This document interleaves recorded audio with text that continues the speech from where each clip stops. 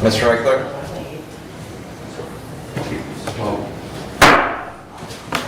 Call the meeting to order. Begin with prayer and pledge by Commissioner Lane. Heavenly Father, we come to you today, Lord, with our hearts still heavy with the tragedy looming over our county.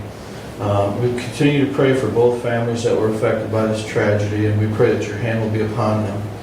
We pray, Lord, that this day you'll be with us during this meeting, give us wisdom and knowledge to go forward and do the things that we should do it for our county and for our state. And we ask this in Jesus' name. Amen. I pledge allegiance To the flag of the United States of America and to the republic for which it stands, one nation, under God, indivisible, with liberty and justice for all.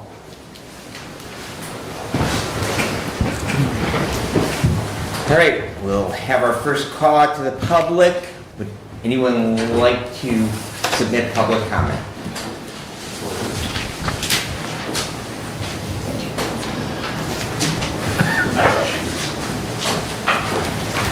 Hello, Board of Commissioners. I'm stopping in today just to give you a little bit of information. 2 weeks down the road, I was going to come in here, but you guys are your schedule is filled. So today I'll get right with it. For the last 6 months, January 1st through June 30th, our average response time for our service area, which is 11 townships and 4 cities, is 11 minutes and 4 seconds. Outside RU service area, again, that's Moscow's area, Waldron, our average response time is 19 minutes and 44 seconds. Out of county, which is Calhoun, Branch, Jackson, if we get caught in that area, is 19 minutes and 51 seconds. Our current staffing levels for paramedics, we have 6 full-time paramedics. That does not take into account myself or the deputy director, which are also paramedics. And we have 1 part-time paramedic. So that makes 7. Full-time EMTs, we have 6. We have 3 advanced EMTs working in our field.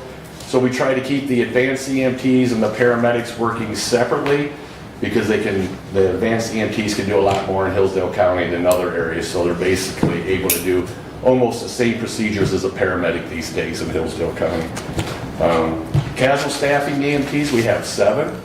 So with our staffing levels the way they are, we're still able to run 2 and 3 ambulances routinely. Today we have 3 ambulances on, 2 ALS and 1 limited, which is considered ALS as well. Our call volume for the last 6 months was, we've ran a total of 1,573 emergency calls. That's up from last year by 4 calls. Our transfers, 290, that's up by 2 calls. Wheelchair van, 270, that's up by 18 compared to 2023. Unable to handles is decreasing because we have more rigs on. Unable to handle for 6 months was 39. That's down 40 calls from 2023. Our mutual aid increased. Well, it stayed about the same as last year. We did 59. So unable to handles was 39. We went into their area 59 times. Other than that, that's all I have. The millage is coming up. I hope everybody votes yes for the millages out there. I know you can't ask questions, but other than that, thank you for your time. Thank you very much, Steve. Is there any other public comment? Mr. Schellbach, welcome. Thank you, Commissioner Benzing. Commissioners, I just wanted to come and publicly support the millage for the emergency communications. And I appreciate the prayer and the remembering of all the tragedy that our county's had to endure these past 2 weeks. And I believe that upgrading the communication spectrum across the county will benefit everyone, as difficult as the burden to bear that increased millage for the next 10 years might be. So I just wanted to come out and say thank you for your hard work and putting all that together, and I support it. So thank you. Anyone else? Good morning. Good morning, how are you? Good, thank you. Kelly Mapes, Allen Township. I just have a couple things. So I want to start out, I don't usually start out good, but I saw a community garden down in Camden. I don't know if anybody's been watching it, but it's probably one of the nicest looking gardens around, and I hope other communities do the same thing. I think that's a really great community activity. I've come to the podium, I've talked about assessments. I want to read to you one of the 27 messages that I've received. It said, "Hi Kelly," and this is from a really prominent person, so I felt pretty good about it. It said, "Hi Kelly, thanks for raising awareness to the Hillsdale County issue. The theft that I and others are dealing with is property reclassification, principal residence exemption. They then raised my taxes 10 times. That adds a 0 to the previous tax bill. There is no response from elected officials, nor the third-party assessors, forcing me to seek legal counsel. This is the only house I own, and there is no intelligent administration of community life to be found." What a huge statement, right? No intelligent administration of community life to be found. I think the citizens are really kind of feeling like their voice doesn't matter, they aren't heard. And a lot of times they're just, quite frankly, not responded to. And I know you guys can't respond, but I want you to chew on what I'm saying. So in this it says third party. I went to my assessment board, appealed it, and it was a simple appeal. It was over an addition error. So my property had a simple addition error. It was changed, so hats off to that. That was changed. But as everyone knows, my assessment went up $159,000, and everybody says, "Oh, Kelly, don't worry about that, right? That's not your taxable. That's not what you pay." But it's bigger than that. So I've printed, I think, 1,100 GISs now. Every night for about 6 hours, I go through them. I'm taking notes. And I find a lot of things. So I'm going to talk about my own property. I have another piece of property, and it had a house on it. We tore it down 2 years ago, and I'm still being assessed with the house on it. So when I go in, it's got this house on it. It's all brand new. It wasn't, I bought it burnt down, but on my assessment, it's a brand new house. I'm not after equalization. They've been great. The tax people have been great. I just think that we can do better. I keep saying we can do better, but you wonder why people get upset and can't really figure out, well, some people aren't being assessed, some people are being assessed.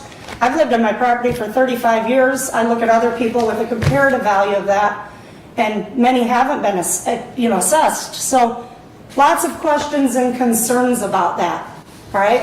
And then to top it off, I get a message from Mrs. Wiley, who's going to now take me to court again and press charges again. So I had to ante up and hire a lawyer, just in case that happens, because I'm not going to go round 3 like I did 1 and 2. But for the record, I want everyone to know, GIS is available public online. Everybody can pull their assessments, and everybody should pull their assessments and their taxable values. They need to look at this. It's important. Thank you. Thank you. Anyone else? Bob, welcome. Thank you, sir. Yeah, the assessments found it to be somewhat of a joke. We have one doing the Scipio Township area, and mine is that the gentleman has never come out, and there was a survey done, and my property is squeezed down from 34 acres down to 29 acres. Unbelievable how this is done.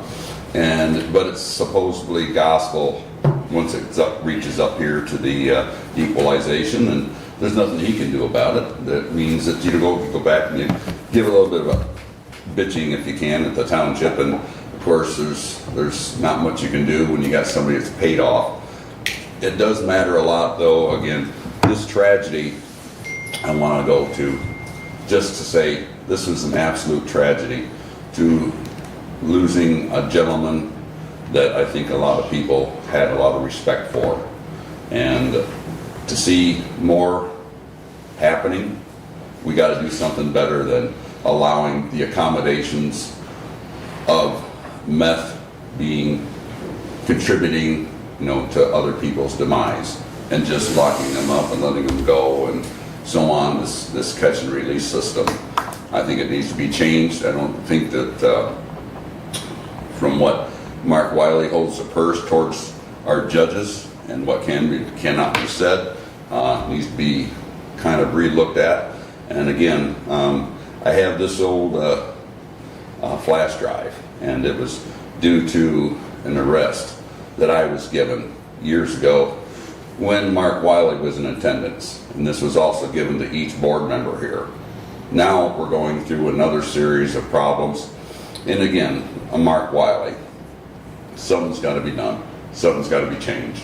And, you know, as witness to you, Brad Benzing, upon the time that you had attacked Carla Adams, and it was nothing supposedly, but you're still in power there. That's interesting. How is these things going to continue? I'm not seeking for road commission necessarily upon the basis of all these things. I'm going because I believe it's the right thing for me to do. So, you know, pounce on me if you like, Abe. However you decide you want to, you know, spread the word, I welcome it.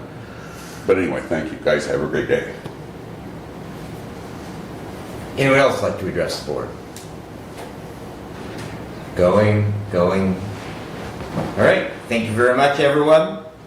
Consent agenda. We have a motion to approve the consent agenda. Moved. Support. We have motion and support. Any discussion? All in favor of approval of the consent agenda as presented signify by saying aye. Aye. Aye. Opposed, the same. Correspondence. Any comments on this meeting's correspondence? Commissioner Waynes. I do have a comment. I would encourage you all to read the Huron County Resolution 24-74C, as it does affect our county as well as Huron County and every other county in the state of Michigan. So I would encourage you all to read that, and we could possibly talk about that later and see if that's something that we should be involved in as well as Huron County. Very good. Anyone else? Commissioner Engels. I will discuss the MMP letters of extension and approval in my committee meeting. Okay, very good. I was hoping you would have some comment on that. Anything else on correspondence? I was pleased to see the growth in the Community Parks Fund. That has finally reached the point where we're starting to see some returns on that investment. That was money that the county received many years ago for an navigation easement over Lewis Emery Park. We invested part of that, the proceeds from that, and we're starting to see a bit now better return on that. That's good news. All right, regular agenda. Motion to approve the regular meeting agenda. Commissioner, with the addition of a closed session underneath the management and personnel All right. portion, I would move to approve as amended. Okay. Do we have a support for that? I second. All right, we have a motion and support. Any discussion on the agenda as presented with the addition of that closed session under management and personnel? All right, all in favor of the agenda with that amendment signify by saying aye. Aye. Opposed, the same? All righty. Terry, welcome. Good morning, Commissioners. Thank you for having me in this morning. I'm here today to talk about a couple things, starting with last year's performance at the facility, both in staffing and our financial status at the facility. Of course, the facility is continuing to emerge from lingering effects of the global pandemic, specifically with increasing our staffing, census, and again, financial stability. And we'll jump into each one of those here in a little bit. Of course, increasing staffing is intrinsically connected to increasing our census. Our census is down right now, and I'll get into the specifics here in a little bit. When I say it's down, it's actually up 8% from last year. We had a goal of increasing 10%. We increased 8%, so pretty close to our goals and our days. What is that number then? The current census is 128. And you can have, what, 167? 170, but we have an unavailable bed plan right now, and I'll get into that here in just a minute. It gets a little confusing, but I'll dive into it in depth here in a little bit. We've faced the same challenges that a number of employers are facing with hiring in the medical field and in healthcare. You know, that's challenged a little bit more than, say, a fast food restaurant or, you know, some of the other service industries. But one of the challenges we're seeing are those starting wages are considerable at fast food and, some restaurants and manufacturing and, a lot of the industries, those wages have risen. So that's sometimes a stressor and complicates things on our end to be able to hire. We continue to offer education opportunities to our current staff and to new staff.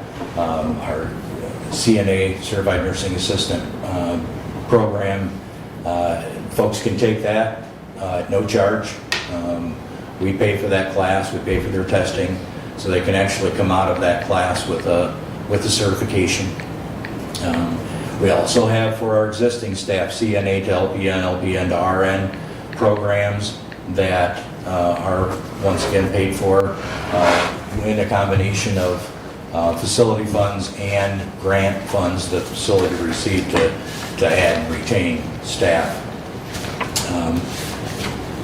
As far as economics, in 2023, the facility experienced a change in net position of $1,259,683.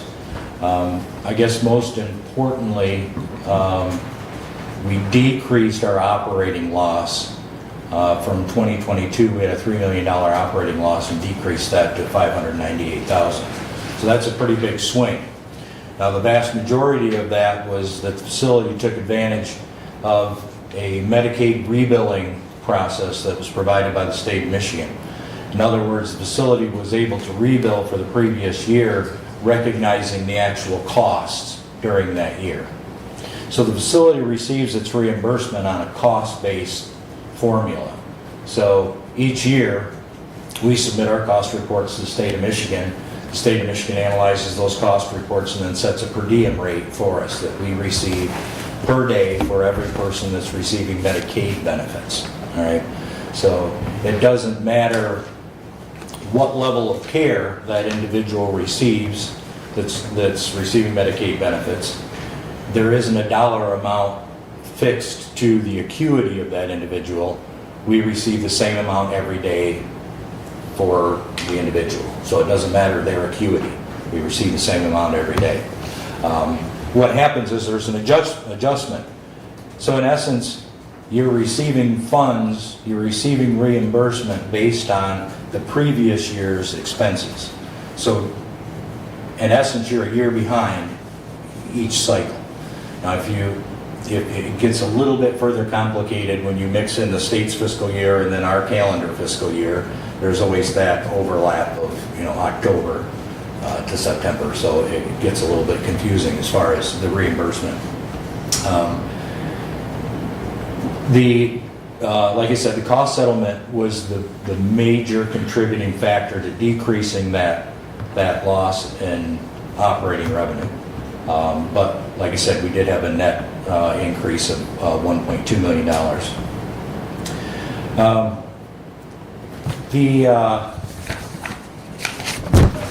Jump ahead here.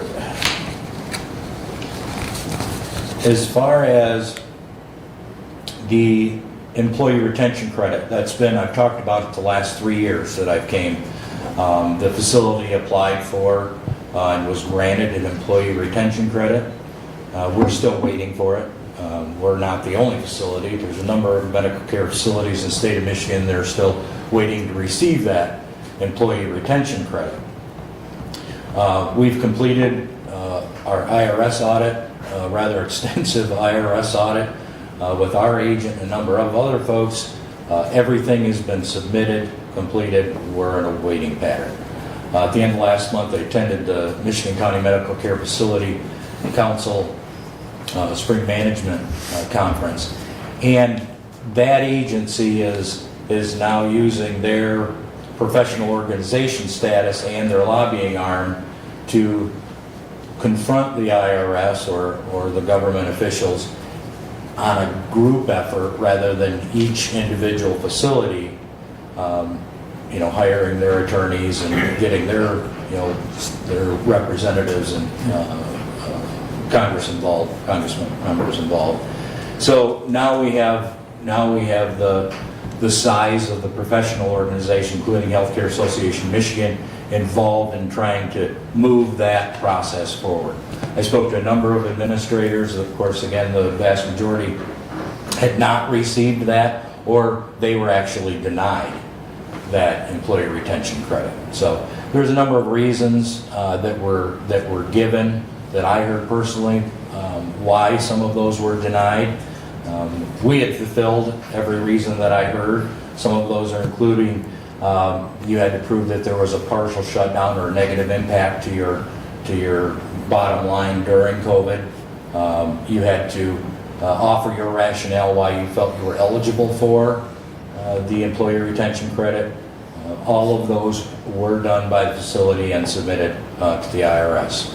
So they've asked for no more information. So right now we're still in a holding pattern, not unlike many other facilities.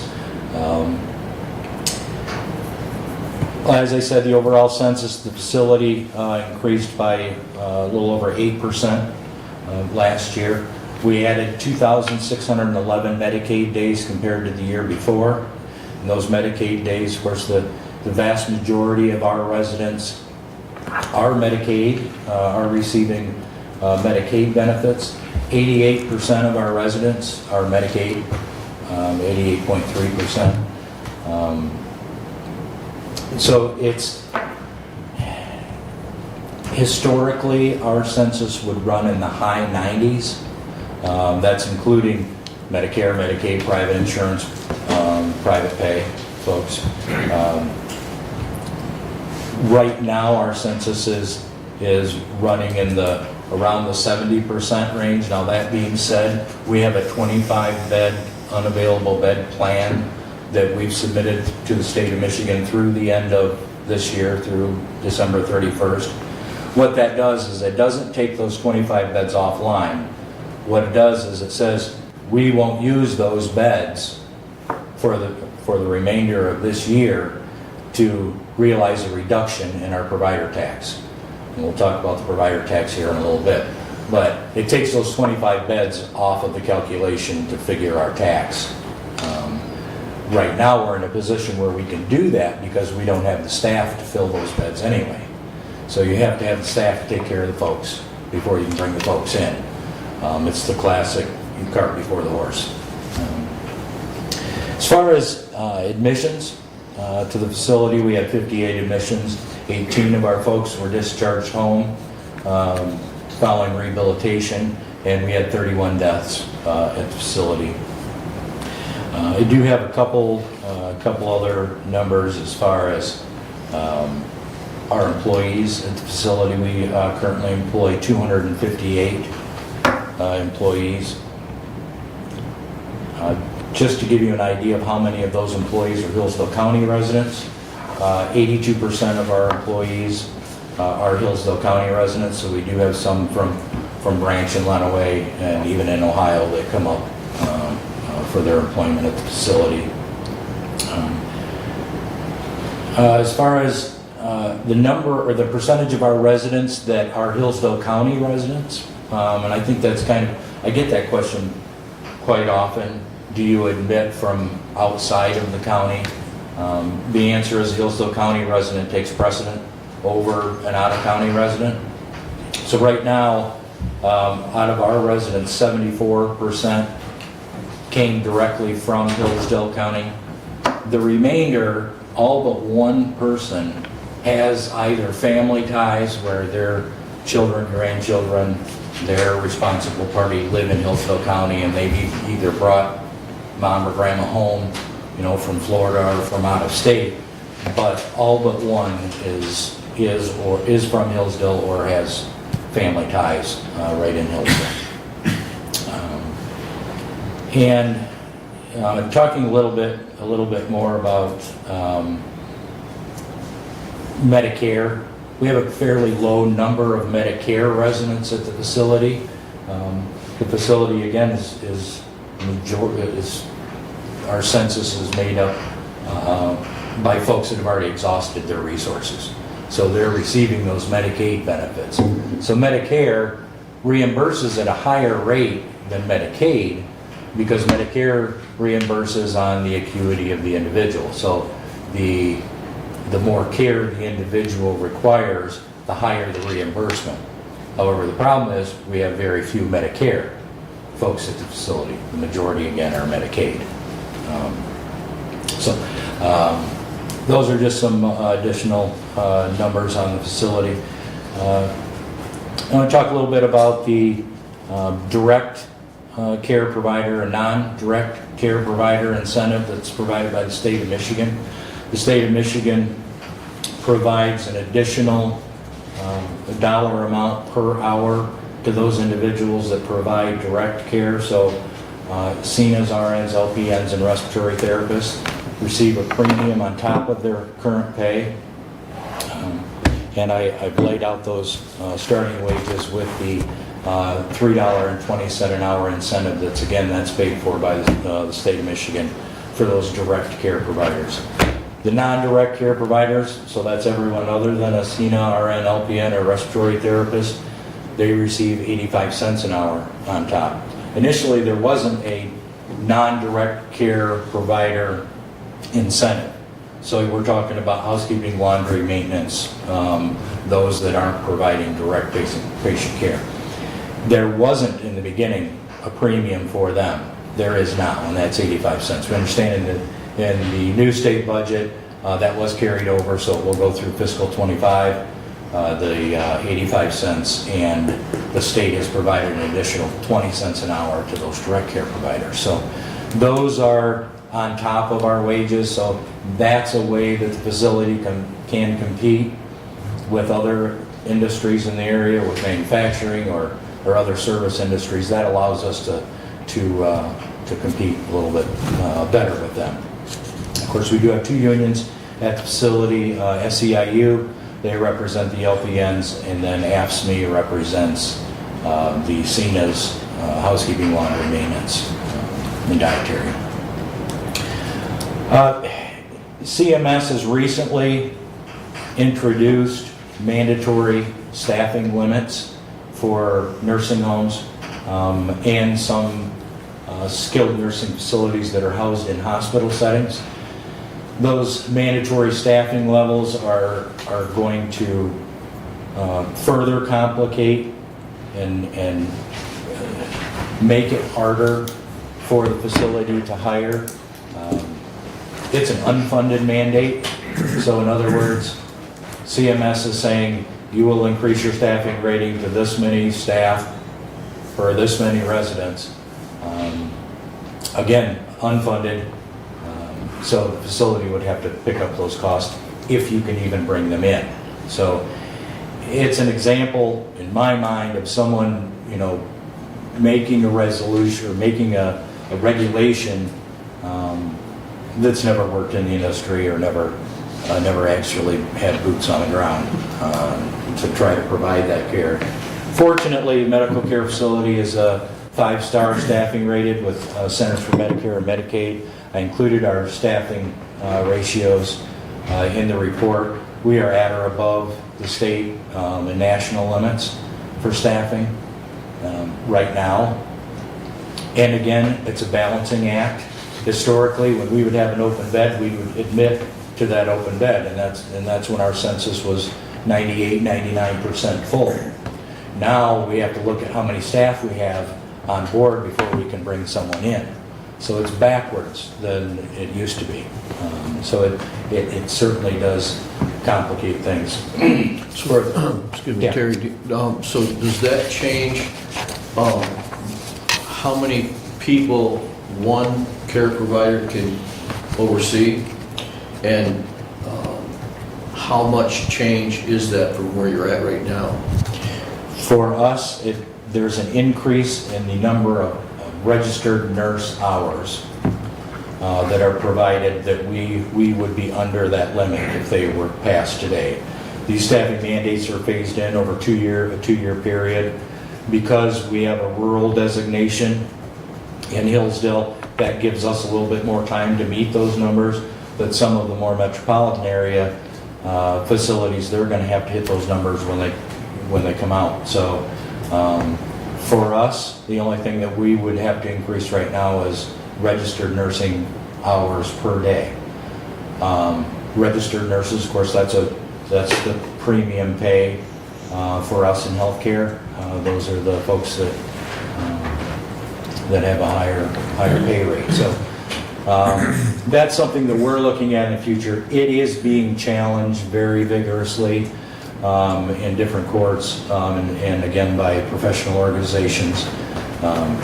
Right now, you can understand the reason why they want to mandate a certain staffing level. It makes sense. I mean, if you have more folks taking care of the folks, they're going to hopefully receive better care. Right. And so the reason is understandable, but mandating it in when the current economic atmosphere and the current hiring atmosphere is like it is today, it's very ill-timed at this point. There will be 5-star rated staffing, facilities that automatically will not meet those levels.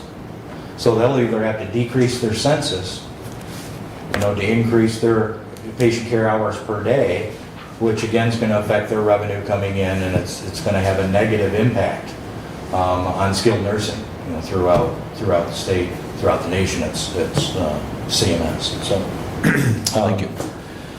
But Hillsdale County Medical Care Facility continues to provide quality care to our elders and give them and their families a place where they can feel comfortable knowing that our caregivers, that our employees are providing that quality care to them.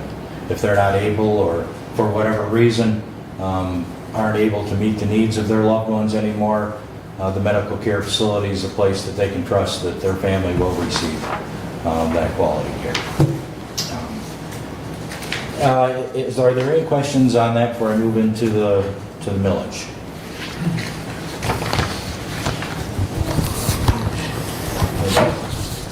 So medical care facility has our millage renewal, 0.06 on the ballot in August.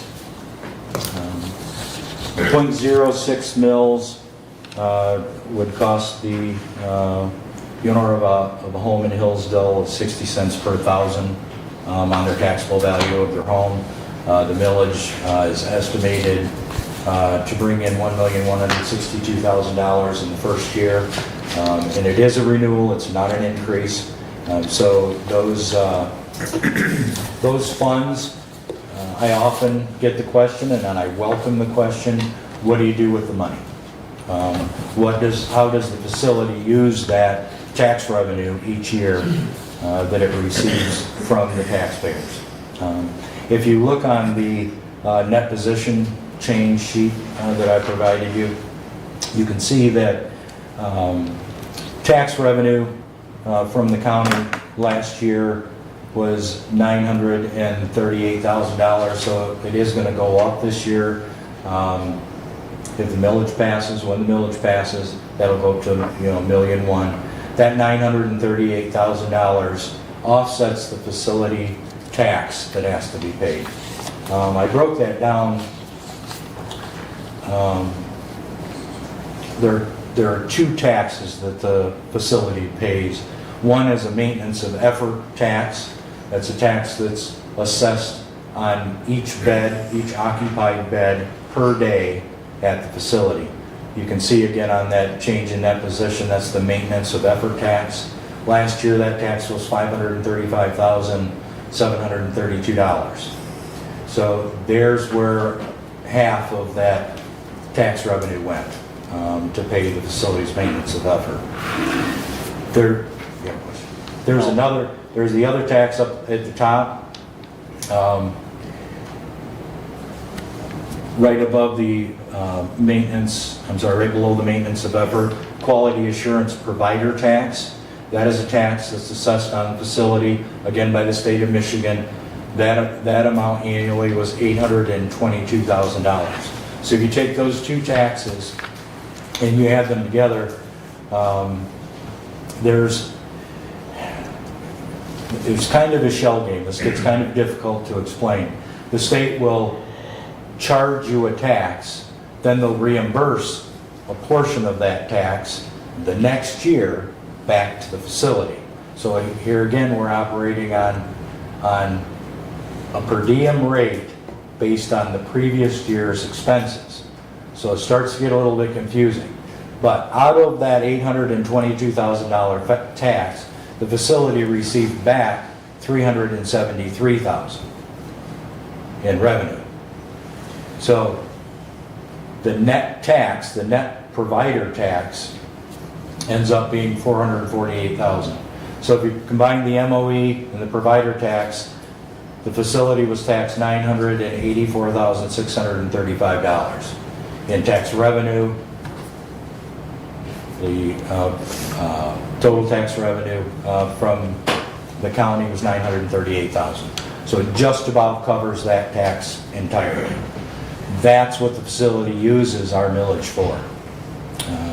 It's to offset that tax that's assessed on the facility. So again, it doesn't go down. I haven't worked there a year that it's went down. It keeps going up and probably will keep going up.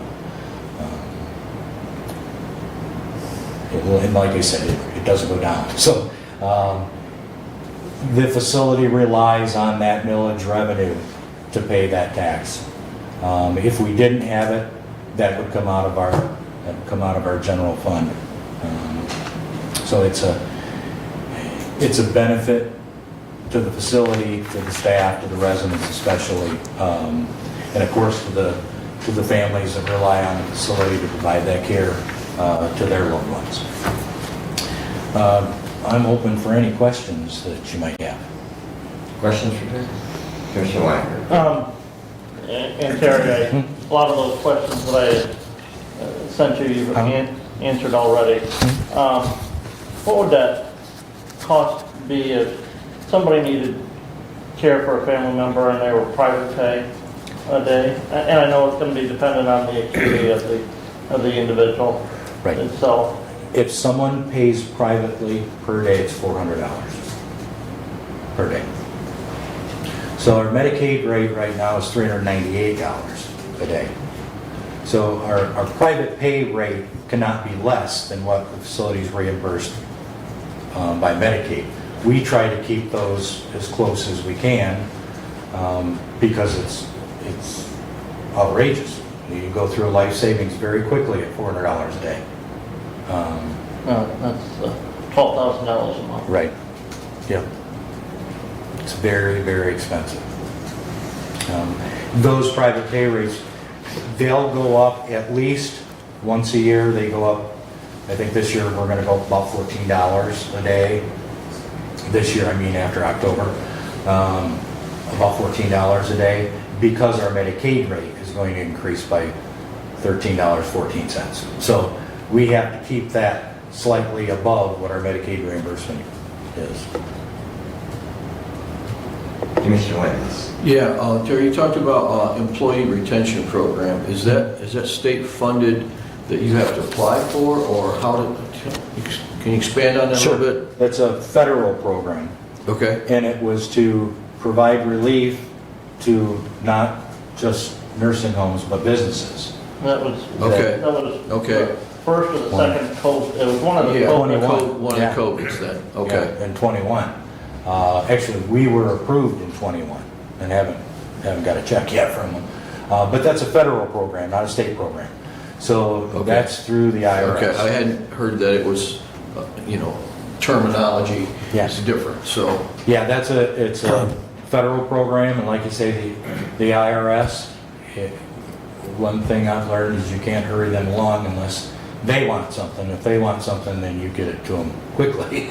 But when you want something from them, you wait till they get it. So I have another question. Just out of curiosity, what is the number one reason for admittance into your facility? Do you have, a specific illness that requires, admittance right away, like Alzheimer's, or what is? I'd say there's probably some categories rather than Yeah. one specific reason. Yeah. The effects of dementia, later stage dementia or Alzheimer's, definitely. But we're seeing a lot sicker folks that require more care than historically. We're doing medical treatments now that 10 years ago, we never would have thought of doing. Because we had to adapt and offer that service because hospitals like to get their folks well and out as soon as they can. We're receiving sicker folks. So it's medical conditions in addition to memory loss and, you know, some of the later stage Alzheimer's dementia process. Other questions? Commissioner Ingles. You mentioned $400 a day for private pay. How many private pay residents do you have? 4. 4. A few more questions. You said that you currently have 258 employees. What would you consider full staff? Pre-pandemic levels of 330. And so that's really what your target is in order to utilize your 98% bed space. Right. Is that the target underneath the new CMS guidelines? No. What would that be? That's based on the number of residents. So again, it's kind of backwards. It's, you have to have If you were 98%. With 170 the beds. 330 would hit it. The 330 would Yeah. hit it. Yeah. And waiting list, do you have a current waiting list? Yes. And it's, again, that's different than it has been historically. You know, there used to be a waiting list of, you know, 1, 2, 3, 4, 10, you know, names. Now it's based on acuity, it's based on staffing. Do we have the staff to take care of the person? The level of care that that individual requires. They may be a 2 or 3 person assist versus a 1 person assist. So you have to figure that into the staffing level and make sure that you have the staff to take care of them before you accept them. So it's not a waiting list as 1, 2, 3, 4. It's a waiting list sometimes on acuity, you know, on how sick they are and how many staff we have. Any other questions for Terry? Terry, the Little House is open. Yes. Claudia's Glen is Yep. open.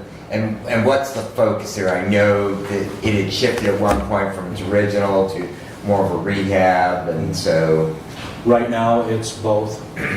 All of our beds are duly certified, so in other words, they're Medicare and Medicaid, so they can be short or long-term. Okay. They can be rehab or long-term. Okay. So it's multi-use at this point. And that's full. That's full. Yeah. All right. Thank you very, very much. We appreciate the update, the information. So. Thank you, Terry. All right. Committee reports. Commissioner Lanius. Okay, mine is the shortest one I think I've ever had. I had 2 meetings. I had the senior center on June 25th, and they have submitted to their attorney the first documents on the FOIA procedures and policies. So that's moving right along. And then on June 27th, I had the Board of Health with Commissioner Leininger, and that is all I've had for 2 weeks because of the July 4th week. So, very easy week. Questions for Commissioner Lanius? Thank you. All right, moving on to public safety. Last week was one of mourning for not only our public safety community, but our entire county. Following the funeral for fallen deputy Bill Butler, our community rallied again for the visitation and funeral for former dispatcher Tammy Rose, and she was also the wife of the chief of Hillsdale Township's fire department. Again, the community support for those families has just been absolutely amazing. The ambulance providers will meet tonight at 4 at Central Dispatch. The County Security Committee will meet on Thursday. Commissioner Ingles, I understand that you will not be able to attend, so we won't press on in your absence. Thank you for letting me know on that. 911 Board will meet on the 17th, and Township meeting cycle began in earnest last night, a busy week this week. So pretty much everything falls into this week because of the July 4th holiday, North Adams Village moved their meeting to this week as well, so everything is in 1 week. And just a piece of information that I became aware of yesterday, you might share with the fire departments within your district. Northwood University up in Saginaw, they have announced a program, a degree completion program for first responders, police, fire, and EMS. It is a 1-year accelerated if you already have an associate's degree for a cost of about $10,500. They would then grant a bachelor's degree in emergency management or emergency services to those individuals. They also are offering, for people who already have a bachelor's degree, they're also offering an accelerated program in public administration.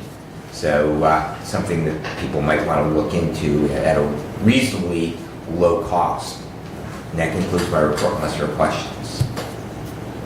What was the date on that, Northwood University? It's just starting now, so you can go right to their site. I was able to go right to the Northwood University site. It's kind of down to the bottom of their splash page. And you click on that and then it'll take you with all the details. So definitely something worth looking into. I think you would qualify for a Pell Grant that with your FAFSA that you could cover a significant amount of the cost of that. So that 1 year makes that very, very tight. It's entirely online, so you would not have to drive to Saginaw. So that again, it makes that very digestible. Thank you. All right, seeing no other questions, we will move on. Commissioner Ingles. Yes, facilities has provided updates on the courthouse, but facilities does a variety of other things besides working on the courthouse. I've asked Department Head Finley to come today to bring us up to speed on some of the other activities from facilities. Thank you. Well, first of all, I'd like to announce that we've actually received our skid steer. After 6 months of waiting, we finally have received it. Now, the biggest thing with this is that we were promised the first part of May that we'd have it, and we didn't get it, and as last I knew a week or two ago that we didn't even have a build date yet. And so that's just how far the government contracts were stacked up. So the dealer went to bat for us, went to Bobcat. Bobcat agreed that we shouldn't have to wait that long, that sort of thing. So they pulled one out of stock, and it had a few more goodies on than what we had ordered, but they pulled it out of stock and gave it to us for the same exact price. And even though we had to wait 6 months, it was very beneficial because I talked to the dealer and we saved about $15,000 by buying it the way we did. Plus, we received another $3,000 in options. Not that we would actually use all these different little options, but nonetheless, they gave them to us for free. The thing with it is that this particular machine has so many bells and whistles on it that if we actually decided we wanted to, we could actually drive it with a cell phone. It could be done totally remote control. We would never use it, but the machine is capable of doing that. So it has a lot of gizmos on it. The other thing is we already have a set of forks and push blade, and then we have the bucket. So we have quite a bit of attachments with it already. The other thing with this particular machine is that I talked to the dealer and we can rent any attachment that we want. There's 70-some, 80 type of different attachments. If you can think it, they have an attachment for it. And we can rent it for a year, buy it at the end, we can just turn it back, whatever we decide to do. So it gives us a way of maybe trying out an attachment to see how well we can use it, that sort of thing. So that's an option. So that's it on the skid steer. There again, it's a Bobcat, so a brand new one. The next thing is the youth home. We tackled the gym. Okay, we power washed the gym and repaired the holes in the walls. Birds were getting into, that sort of thing. We repaired the wood on it. We tuck pointed it, and we gave it 2 coats of paint. Along with that, we also painted the garage while we were there, so it's all done and over with. It looks good. Should get us another 4 or 5 years before we have to tackle that again. Especially on the one end of the building, it catches all the sun, so that weathers a lot faster. So we'll have to keep an eye on it, but I'm thinking 4 to 5 years out before we have to really repeat this process. Other things that we're planning on is we want to paint the fascia around the front of the court. That metal that's all the way around is looking pretty weathered and everything. We're going to paint that this year. Right now we're in the middle of changing out parking lot lights at the courthouse. If you notice the leaner that was there, that's down now. We took that down Friday. We've replaced, I think, 2 poles, and then we've got that pole to replace, and then we should be in pretty good shape, the courthouse lights anyway. The clock is functional, okay, on the courthouse. The only, there's a couple of issues with the clock. The one that I noticed right off the get-go, coming over the hill from the west and looking east early in the morning, I can see straight through. With that said, I can see all the mounting behind the faces and that sort of thing, so if we light it up at night, we're going to see the same thing. So I talked to them. They're going to Renaissance. They're going to put a white backer behind the dial to kind of tone that down so we don't see all the workings behind the mounting of the clock. The other thing is I haven't heard, even though we're striking on the hour, it looks good, I'm not hearing any chimes. And we're working on that right now. Also, I have an app that you download to your phone that you can control it with your phone. So that's one thing I still have to do yet. I haven't had time to attack that yet, so we can actually have more control and possibly get the chimes working. If not, we've got to bring the company back in. I have a set of clock hands down in my office that came off the clock. Now, these are not original, but they are very, very old. They're wooden. And they're all weathered and look pretty cool. I'm thinking about probably putting it in the courthouse, making something that can go in where the chest is at and where we put the key pillow to the courthouse, add that into that space right there at the second landing of the stairs. So we have that. We still have the full clock mechanism sitting down in the garage. Just kind of waiting to see what the commissioners would like to do with it, that type of thing.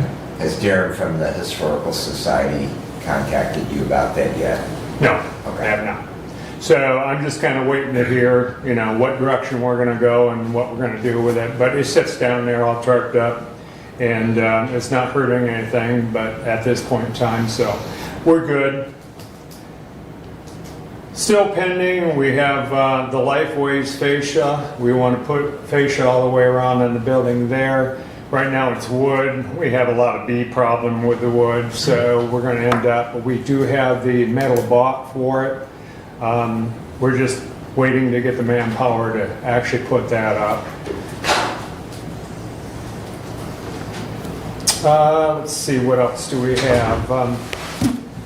Health department, we are going to tear out the concrete dumpster pad right there. It's broke up pretty bad over the years and stuff, and we're going to pour a new one. And also we plan on doing the sidewalk between the FOC and the basement of the FOC to the parking lot downstairs. So we have an access point for handicap, that sort of thing down there. That's still a project we plan on doing yet this summer. So that's pretty much it for right now. Thank you, Randy. Questions? Have you let the health department know on that concrete for the dumpster? Yeah, we talked to them about it, sure. To let them know that we're planning on pouring it. Okay. Right now, we're in the process of tuck pointing around their windows and everything, the weather and everything, they use a regular mortar around those windows, and we have gaps going all the way around them like this. So we're in the process of cleaning those out and filling them in with a caulk that should last for years. So we're in the process of doing quite a bit of work to the health department here lately. Randy, to that with the slab where the dumpster sits, so all the buildings out there, they each have their own individual dumpster places? Correct. So have we ever thought about maybe consolidating that into one area out there? I don't know if that would be an advantage to us if we were to do it that way. Then you get into the different buildings having to take it to a different area, because the tenants a lot of times will take their own stuff out, whatever they got, oddball stuff, as opposed to custodians doing it. But it's not that big of a deal for the custodians, other than you have to have a truck to do that. And not all the custodians drive trucks. So therefore, I don't see where that would be a huge advantage if we were to do that. Any other questions? Commissioner Eccles? Yes, seal coating parking lots. Do we have any seal coating planned for the summer? No, we do not. Two reasons. One is I don't have the money budgeted to go outside. And our own, we do have blacktop on hand, we do have the machine on hand, but I do not have the manpower. So it looks like we're not going to be doing any parking lots this year. I'm going to have to put it in the budgets to probably have it done from the outside. Do we have any parking lots that are due this year? Absolutely we do. Yeah. Absolutely we do. We have about 3, maybe 4 that could use it right now. Is that possibly something, Randy, we could get person power from the sheriff's department with their work detail that they're using, or even inmates, trustees? We have used them, and they're a good helper, but I need the main guy being our guy in order to, somebody's got to be in charge of those guys. Right, So, you have to supervise, I right. understand that. And we have used them in the past for this type of thing, but I don't have that individual for the manpower to do it to start with. So that's the biggest reason we're not doing it. Other question is, the pending projects that you described, are those up for this summer? Yes, You're we plan on anticipating those doing paint all with those. fascias and Mhm. so on and so forth, the sidewalk. Yep, we got the biggest thing was getting the gym at the youth home taken care of. That took, about 3 weeks to a month, because we had to play with the weather and that type of thing. So, and it was just most of the time one person out there doing it. So it took us a little bit of time, and we will attack the next project the same way and get that knocked out. And probably the next thing we're going to end up doing is probably the paint on the fascia, the FOC, and then the trim on the Lifeways building. Are we making any progress on the interior at the courthouse? Absolutely none. We don't have a direction. So we do have, I have gotten bids for carpet for probate court, also for the entire area up there. The judges, they want to flip that court from one end to the other, and we haven't really decided if that's what we're doing. We haven't got the direction yet from the commissioners, so if that's for sure what we're doing. But I do have the bids for all that, and so I can present that at another meeting, no problem. And then we have discussed the emergency windows. Where do we stand on some of those? They should be complete. Now, I say that, but I haven't physically went around myself to double check that. But they have been working on it the last 2 weeks. They had our drawings where we wanted them, that sort of thing. The only thing I really know of, the lead on that came to me and told me they screwed up on one window. Instead of being the old probate office, we wanted the window so it opened and hopefully drop down onto the doghouse and then out that way. They missed it by one window. So, I told them, don't worry about it. We're not that critical on it. So we do have a window there that opens. I just missed it by one. And then some of the windows upstairs were doing escape ladders. There's escape ladders up there. I have to make sure they're positioned in front of the right window now and go from there. But we do have escape ladders and have had up there for years. Yeah, we put those in probably 2010. Yeah, a long time ago. Yeah. Randy, when would you like to come with those presentations to get that stuff moving? You say you have that stuff ready, so I can do it next meeting, no problem. we can make that work. I would say next meeting's off the fall. I think the other Okay. thing you mentioned is it's not in the budget. So I think that's something that will need to be looked at budgeting time for Okay. 25, would be my comment, because we've got the auditor and many other things on the agenda for next. Okay. So, whenever you guys decide. So, I know that's been bandied back and forth about flipping that courtroom for a period of time. so in order to accomplish that, it's more than just facilities flipping a bench. There's a quite extensive IT involvement as well. The recording system is very sensitive, delicate, and requires an outside vendor actually to come up and do some of that. So it will be at some point the a biggest- coordinated project. Okay. The biggest part won't be my end of it, the biggest part will be the IT end of it. Okay. So, that's a totally different animal, I let David, I don't even go there, so. That's helpful information for me to have with my interaction with the court. So Yes. I think even if we don't get it done until next budget year, as long as we have a plan to move forward with that, I think that won't. Yes. Yeah. Right now I have four different bids for the carpet and that sort of thing, and it's just a matter of getting David to put a number on what he needs to do, and then we have a real good idea of what. And the what it timing takes. with IT is the big component that we need to work with. It's hard to fit that part together. Right. Yeah. Well, I know right now we've kind of got a lag period in the conversion for central dispatch, but it's going to get really, really busy in the Exactly. fall with them again. so. Exactly. Yeah. So, All right, thank you. Yep. Appreciate it. To continue my report. Please. You did have in correspondence 2 items from the materials management plan. One was an extension request that we did receive approval on for August 31. If you recall, the original deadline was July 6th.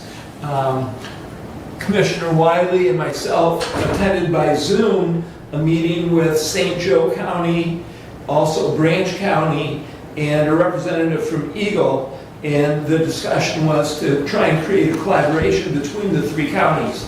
It does seem that St. Joe and Branch County have a letter of agreement on their own collaboration, and there was some pushback actually from St. Joe County Commissioner on including Hillsdale County.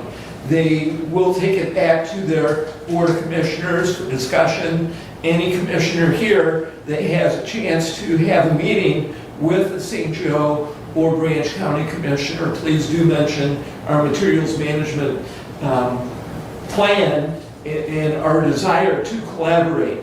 The Eagle representative did mention that a 3-county collaboration is desirable. And that, there's several reasons why it's desirable. One is we're rural communities that are very similar in nature. The other is the additional dollars that is brought to the table that is meaningful for putting together the plan. So where it stands right now, it's my understanding that St. Joe County Executive Committee meets today, and we will be following up with Bud Norman at Branch County, who is very interested. The letter of agreement between Branch County and St. Joe County is already in place. The St. Joe County Administrator wanted to submit that plan as it was agreed upon without Hillsdale County. We'll see where it goes after they can have their meeting. As I said, our extension was approved to August 31, but that doesn't mean we need to wait till August 31. We need to get this thing wrapped up, if possible, with the 3 counties. Stay tuned. And any help is appreciated in trying to make this happen. And that completes my report, actually.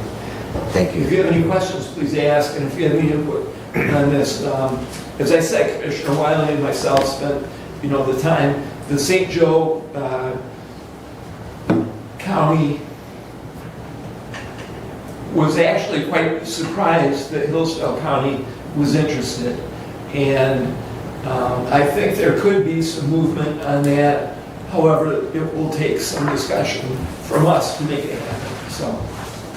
I would encourage our 2 representatives to the health department to speak to the other health department members. In addition, that are Rebecca also- Burns was on the Zoom too, so, So, she's aware. that just seems like the ideal vehicle. We already have an agency that, for all 3 counties, and getting buy-in from those commissioners that also serve on that health department board would be golden. Questions for Commissioner Ingles? All right, moving on. Commissioner Weininger. I will handle Resolution 24080 to the Honorable Board of Commissioners. We recommend payment of $250 to the Michigan Township Association, P.O. Box 80078, Lansing, Michigan 48908-0078 for Hillsdale County dues for the period of July 1, 2024 through July 30th, 2025. We further recommend payment of same be taken from the membership and dues account number 101-101.00-810.000. Respectfully submitted, and I move for adoption. Is there support? I will support it so we can discuss it. Now, Commissioner, I will make the following motion to amend the resolution. And this is strictly because of some issues that came to light in the health department's documentation that we sent to the state for approval. I would move that we strike the word recommend Okay. and insert the word authorize Okay. in both the first and second paragraph. I'll support it. All right, we have a motion and support on the amendment to strike the word recommend from the first and second paragraph and substitute authorize. Is there discussion on the amendment? All right, all in favor of the amendment as presented signify by saying aye. Aye. Opposed, the same? All right, the amendment passes, so the resolution is now amended. Is there discussion on the amended resolution? Commissioner Ingles. 2 things. You mentioned $250 rather than $2,500. All right, so did I say 250? I misspoke then, it was $2,500. Okay. And then to follow up the question, the membership invoice has 2 numbers, $2,500 as well as a reduced number for a partial membership of $505. Correct. A year ago, we had this discussion. I personally am not in favor of the full $2,500 membership. I would much rather see us go with the associate membership of $505. We have at least 2 departments in the county that fully utilize some of those other benefits that are not included in the associate membership portion that are only included in the full county membership figure. So being considerate of those 2 departments that work in both of those departments. One is equalization, the other one is the clerk's office, that both work directly hand in hand with our local township officials and township assessors. That's why we brought the resolution forward for the full figure. And the $2,500 was budgeted in this year's budget. So the 18 townships that we have, are all of the 18 townships MTA members? Do we know that? I don't know that. I can't answer that question. Well, my thought is that, you know, between the county office and those townships that are full members, the information should be available as needed by work going through one of the townships, I would think. And that the associate membership for this group might be sufficient. And I would be more inclined to try that, to see if it works. I believe so. And again, I heard from the equalization department, you know, we talked about this at our last meeting. I said, reach out to your department. The equalization department uses some of those resources that are available through that, again, to work with the assessors, the supervisors, and, you know, and when the local township assessor has a question, hey, I saw this here on the MTA, you know, they reach out to the equalization department. It's easier for the equalization department to use that county login to be able to have that information and know some of those items that are being seen by the local assessors. The clerk's office, I know, uses it as well. Mr. Dane recently attended a conference that was put on by MTA up in Frankenmuth. And, you know, but I said, I know that he uses that with that knowledge and information that's out there. I was in the office the other day and he was on the MTA website looking something up, so. Did you have something you wanted to add to that? Yeah, I think I can speak a little bit for Nick as well on this, that we both use that to help the municipalities. And while I believe that the majority, if not all, are members, I'm not sure, because of the fact that there's multiple local officials that in their jobs for the municipalities might need information from that. They don't always know how to access it. They might not have paid their membership that year. And Nick and I both use it on their behalf to help them solve problems. And a lot of times, even if they are members, they might not know how to get onto it or even navigate it. And it's easier for us at the county to assist them on those, in those occasions because we're familiar with it and we just have a very close relationship with these local officials that are part-time and don't always know about these resources or how to access them, so. Commissioner Lane. Seems odd to me that a township would pay the $2,500 fee and then not know how to use it. Well, I don't believe they pay $2,500. Yeah, What's the township paying for a membership fee then? You know, last year we had the representative from MTA down to talk to us about that. Previously they had set that dues rate even for the counties based on, I think, census or taxable value, I forget. And I would have to go back and watch that conversation from a year ago to refresh my memory on that. But I believe the townships membership rates are set very similar to that still. They're not a flat per dollar fee based on. It's all based on census. It's either census or taxable value or SEV value of the township, but Commissioner Benzing maybe would have a better idea on that. Yeah, it's I think it was a few $100s for my township, which is 1,300 people, so it was not a tremendous amount. And I can tell you as a township supervisor it's a valuable resource, but I can also tell you that, we still have a lot of townships, other than outside of the clerk, that they are not real tech savvy. So having that assistance of being able to access that is huge. It really is, that to be able to get on to find information.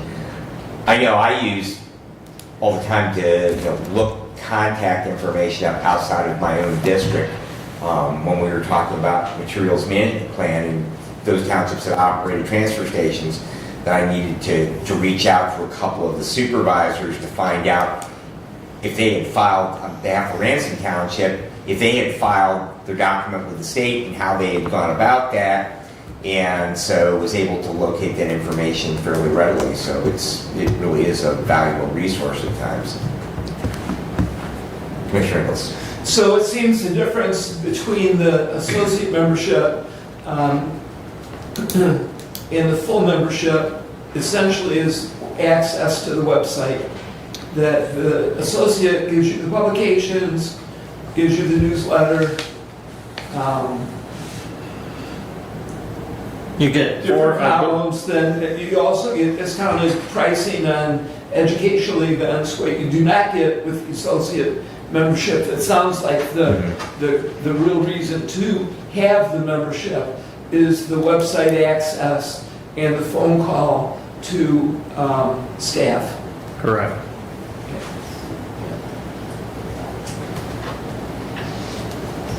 Further discussion. I certainly don't like paying more. I know last year I think I voted against paying the higher dues amount, but I think that the value exists, and if that's what we need to pay to get the services that we need, particularly for the clerk and equalization. And I know personally that I've accessed the MTA website. I know publication is very helpful. I do read that every month, so I guess it's going to be one of those things that we just have to suck up and say that's what the cost is.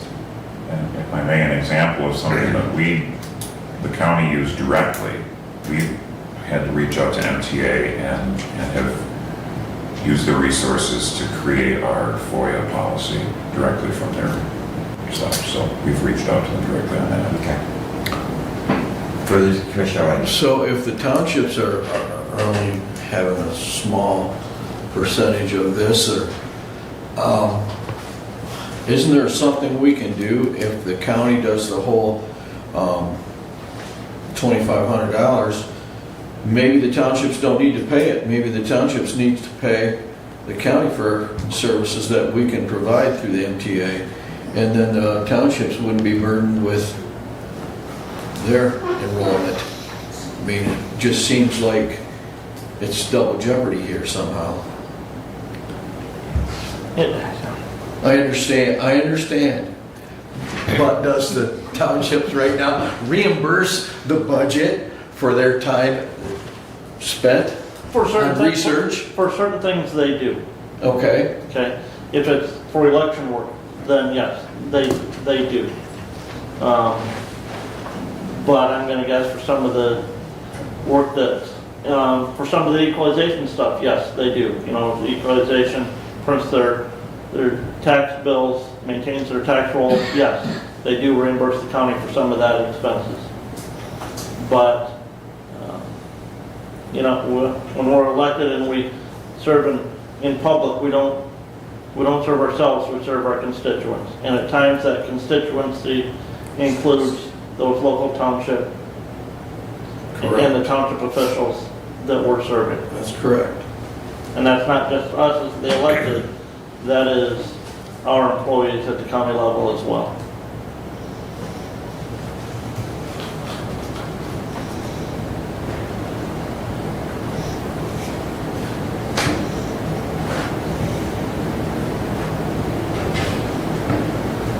Okay. Further discussion? All right, we ready to vote? All right, Mr. Dean. Roll call, please. Okay, resolution 24-080 as amended. Commissioner Lanus. No. Commissioner Wiley's absent. Commissioner Benzing. Yes. Commissioner Leininger. Yes. Commissioner Ingles. Yes. Motion passes 3-1 with one absent. Continue, please. And Commissioner, I fully understand.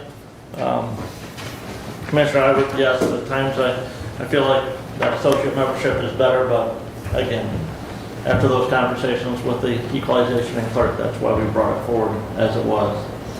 The plan is to have an opioid committee meeting tomorrow in this room at 10 o'clock. I do believe that is still on. Where we're continuing to work through the process of looking at requests and figuring out how we can spend and comply with the guidelines issued by the federal court, the money that we're receiving from the opioid lawsuit settlements. There will be no health department meetings here in the month of July. That's correct. The health officer will be at a conference during the, and we're not going to have a quorum during our regularly scheduled July meeting date, so just put those off until next month. We did at our last meeting approve the initial budget for the 2024-2025 fiscal year for the health department. We approved an amendment to our current year budget. So if anybody wants to look at those, go log on to the health department website. We have resources there from our last meeting where you can see those. The good news on the 24-25 budget is the number that was brought forward from the health officer and the finance department there did not include a local county appropriation increase for the next fiscal year. So You answered the question that was on the tip of my tongue. that would be standing pat as where it is. The auditor will be at our next Board of Commissioner meeting to present the audit to us. Each of you should have received a copy of that audit by email. Obviously, if you have any questions on that audit, and I believe that was back the first of the second. Yeah, it was last week, and that was filed with the state of Michigan. So anybody in the public also can go out online to the Department of Treasury site and local government accounting and finances, and they can find that audit and they can review that. I'm not sure if we've got it on the county website yet. Not yet. Okay. We'll be ready next Tuesday. Yeah. So, but that is there, and and I would encourage if any commissioner has questions about that audit or for the auditor when they're here, please, reach out, forward those questions on so we can make sure we can get that answered when the auditor is at our meeting. And are they coming, or will it be a virtual presentation? I think Ken wants to do it virtual, but we haven't ironed that out yet. Because I know I'd heard some undercurrent discussion about that. So. I have not heard. I know he is from the UP, if memory serves me right. We have a bridge. We have a bridge. I was just over that bridge twice in the last 2 weeks, so. Budget request will be going out to department heads, I believe, this week for the 2025 county fiscal year. We've had the letter, we've reviewed that letter. The request is that those budget requests come back in by August 31st. We've pushed that date out on the budget request to make it coincide with the date that we approved in the personnel handbook for requesting changes to classifications and position levels for county employees. So August 31st. Busy September. Yeah, September then will be extremely busy as we work to meet with department heads, go over their budget requests, and work to build that budget to bring forward to the Board of Commissioners for their approval. But right, a reminder there that any department head that wants to request a change in classification to a position, those requests need to come in to the personnel committee. And we are asking that they notify the budget committee of that request as well, just so that we have that on our radar to make sure that we get an answer from the personnel committee as we build those budgets. In our audit, or in our packet today, was the financial reports through the month end of May. Our expenditure summary, and with 41.67% of the year passed, overall we're at 36.19% expended through the month of May. So if I do my math right, that's about 5.5% under budget year to date. There are some things there that are trending over budget. Derek has got those highlighted. Some of those, the vast majority of those, are just based on timing of when those expenditures occur. And some of those are also completely reimbursed as well. So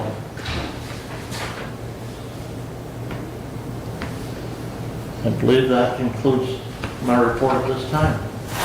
Questions from Commissioner Langer? I will make sure that we mention it at the department heads meeting at the end of the month in regards to those reclassification requests. I'm sure that will also be highlighted in the letter. Yes, it is. All right, anything else for Commissioner Langer? All right, we'll move on. Commissioner Wiley is not here, and he did not send me a report. So Commissioner Langer, do you have? I do. I move that we go into closed session pursuant to MCL 15.268H to address attorney-client privilege confidential information. Could you give that to me one more time, please? Attorney-client MCL 15.268 Okay. subsection H. All right, do we have support for that? I'll support it. All right, we have support for that, and just as so the public knows, I do believe that Derek needs to be here. Yeah, Derek. That he has pertinent information for that.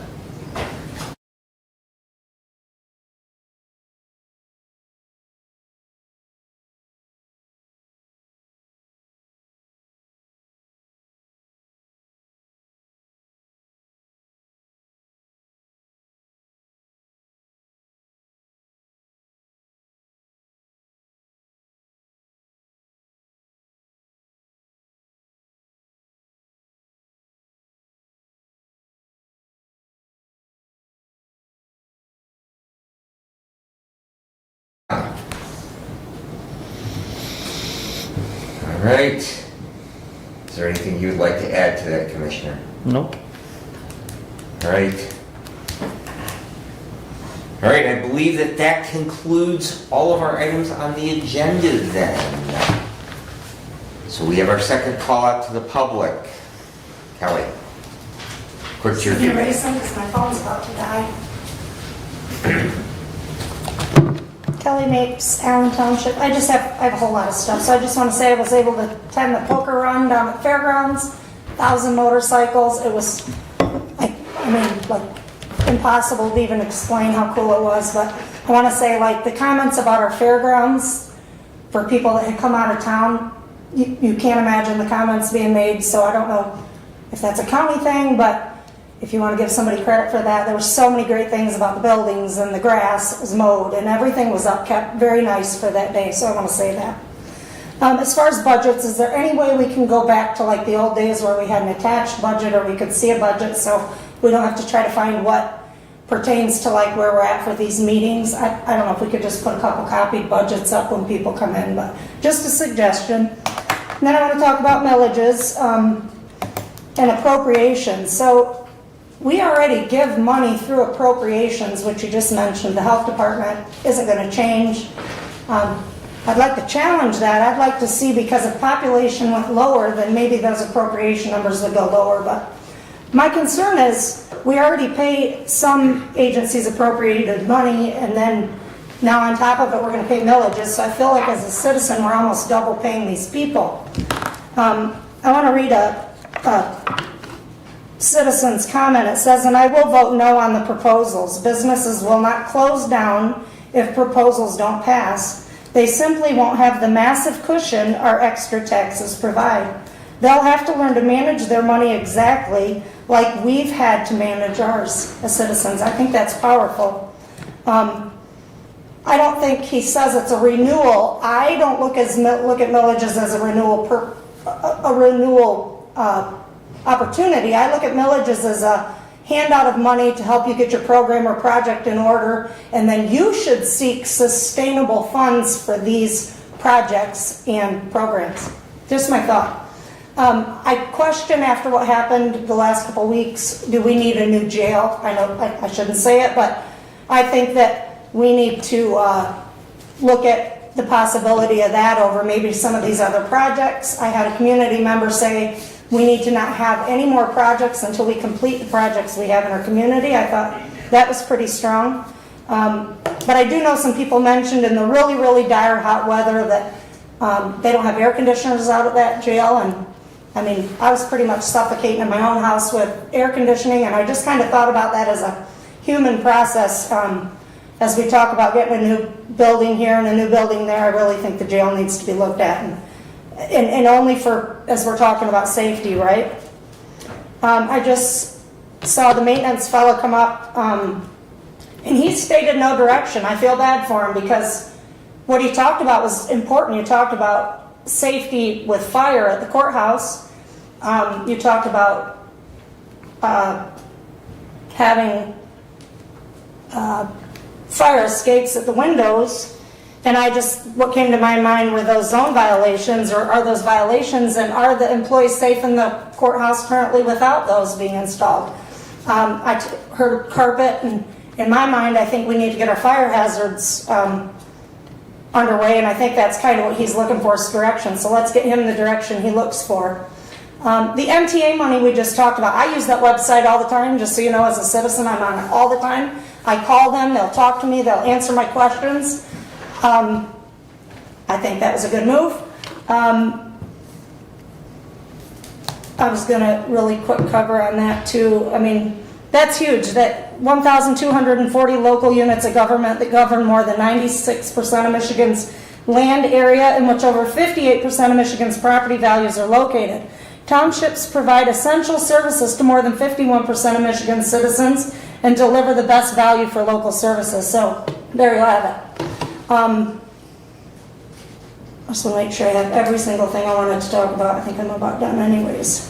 Appropriations, I would like you guys to do a presentation on the appropriations of who receives what, and then match that with the millages so people can see what are we actually paying these agencies.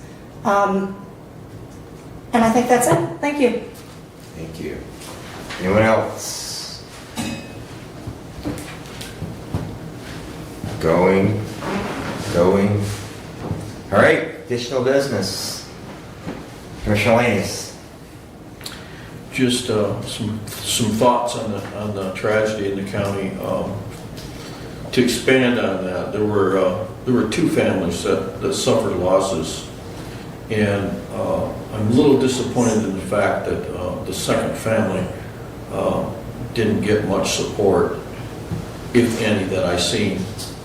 And I just want to remind people that there were two families that were tragically affected from this, and I just hope everybody would add to their prayers the second family also.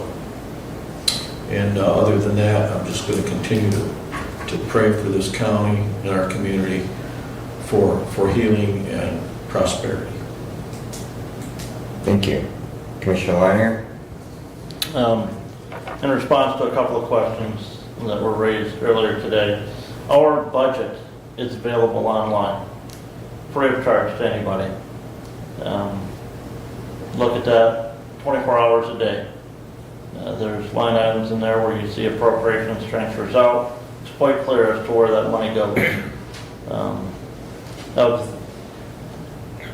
Like many of you, I received an email this last week from an individual on an article that was written that said the millages that will be on the ballot or an increase of $370 on a taxable value of $150,000 home.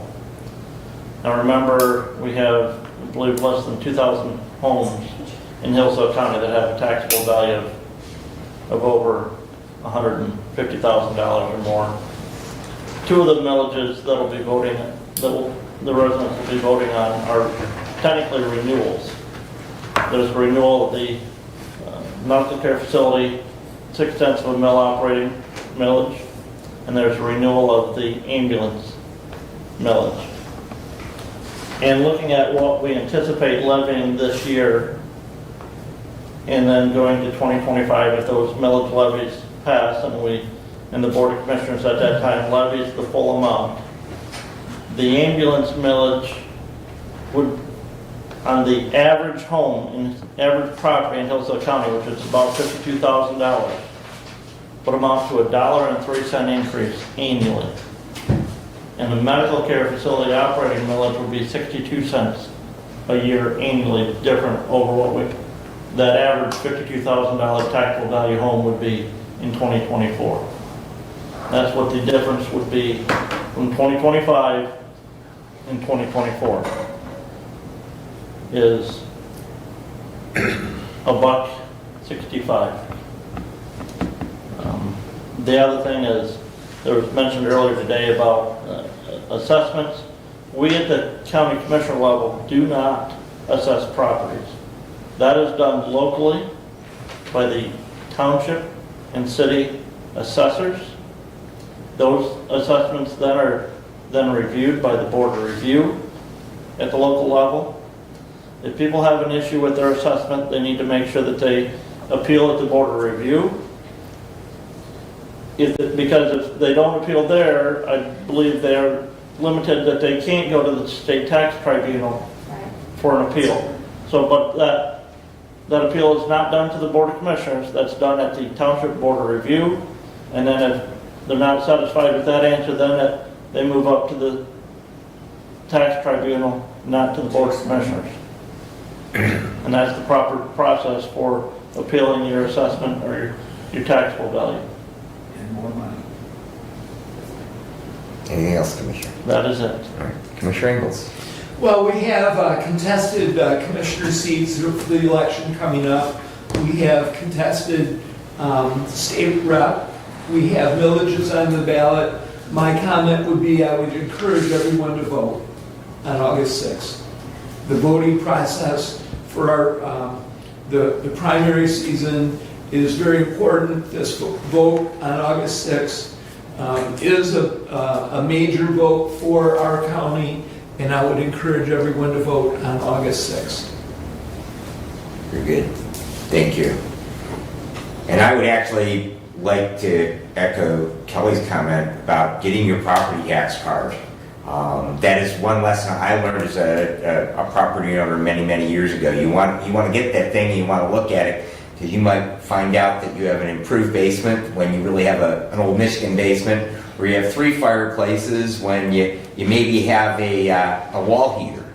So it's really, really, really important to get those. But as a former township supervisor, I can tell you that yes, the townships are the ones responsible for those assessments, but we as property owners and citizens of the Republic, we need to be engaged with our local government. We need to look at those property tax cards.